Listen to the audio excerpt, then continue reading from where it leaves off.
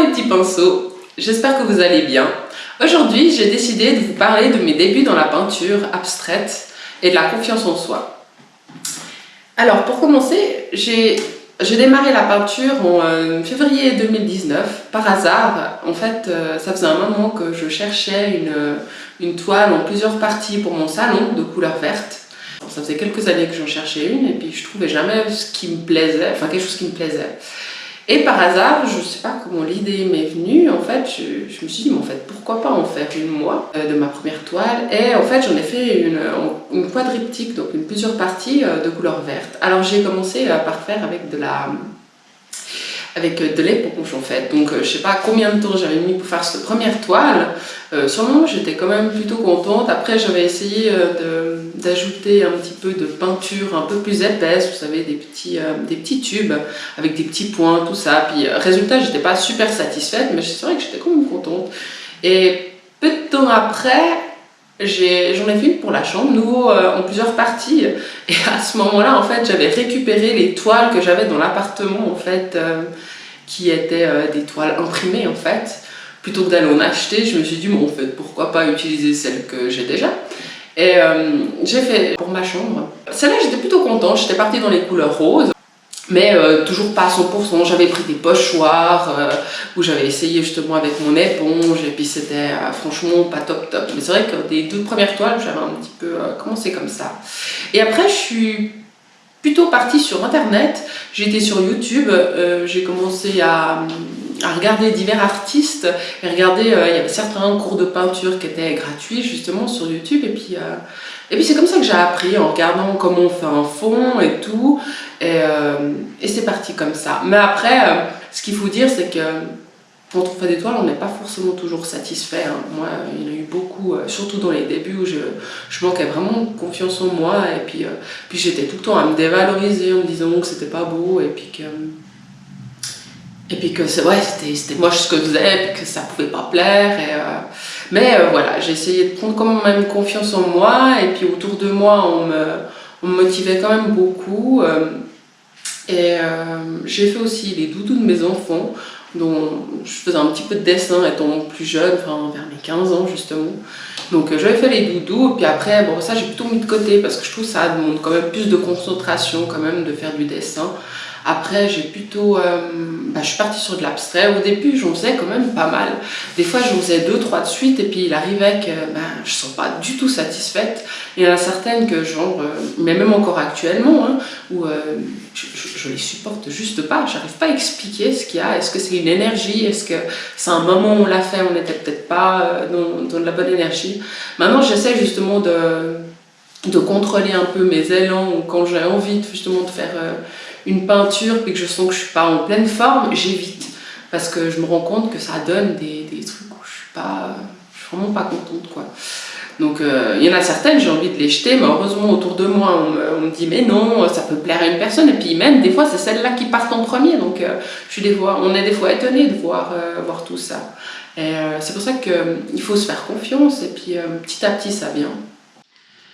Pour moi, la peinture, ça m'a aussi beaucoup aidé à évoluer, à grandir, parce que même si je le parais pas forcément, je suis quelqu'un de vraiment très timide.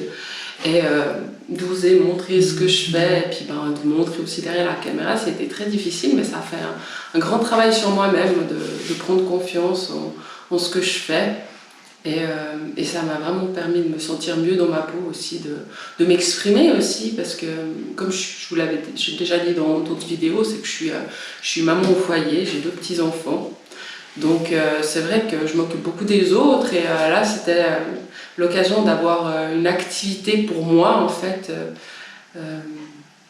où je pouvais vraiment me sentir bien, d'exprimer mon émotion du moment et de me laisser porter par ça. Et c'est vrai que j'ai pas toujours dans les toiles que je fais une énorme satisfaction, hein, parce que j'ai fait actuellement à peu près environ 130 tableaux, mais dans la plupart j'en ai peut-être eu en 10 et 20 où j'étais vraiment entièrement satisfaite.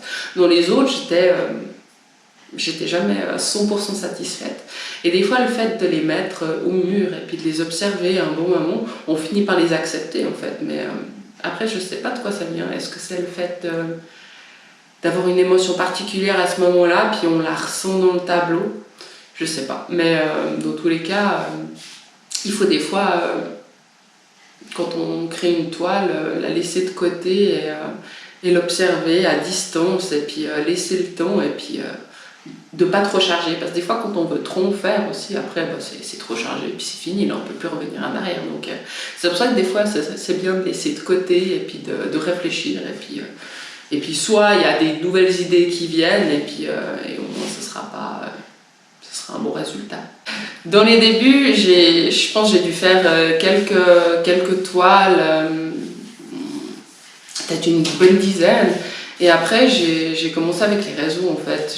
J'ai créé une page Facebook liée à mon compte personnel en fait, enfin mon compte privé. Et c'est parti comme ça. Après, j'ai quand même pas mal partagé aussi des toiles que je faisais sur différents groupes de Facebook. Ça m'a permis de me faire connaître et encore actuellement que les personnes découvrent mon travail et puis de trouver de nouveaux acquéreurs. Et sinon, si j'ai aussi créé un compte Instagram.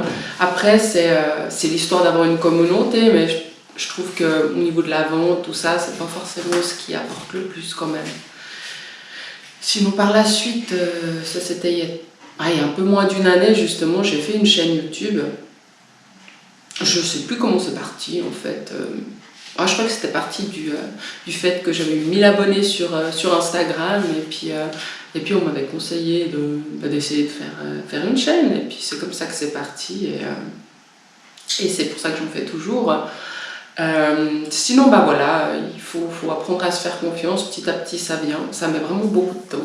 Moi ça m'a pris quand même beaucoup de temps, même si je suis quand même contente, maintenant on voit quand même, ça demande quand même beaucoup d'énergie, le fait de créer des toiles, d'acheter du matériel, tout ça. Donc les résultats vont pas se faire en un claquement de doigts, même si on aura envie de ça, mais c'est pas possible. Il faut un certain temps d'avoir des gens autour de nous et après c'est le bouche-oreille qui fonctionne et puis le fait d'avoir des toiles chez les gens ça fait de plus en plus vendre mais il faut apprendre à laisser le temps de faire les choses.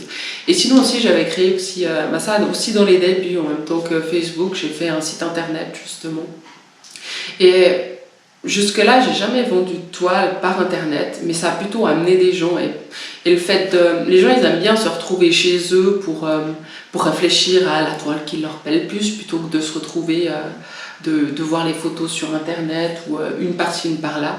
C'est quand même ça fait un genre de, comment expliquer, un peu un genre de classeur, un portfolio qui montre un petit peu votre travail puis ça fait un petit peu plus professionnel aussi parce que c'est vrai que les gens se méfient toujours un petit peu d'internet parce qu'il y a vraiment beaucoup d'arnaques donc c'est pour ça aussi que ça donne confiance un petit peu aux gens de ce côté-là.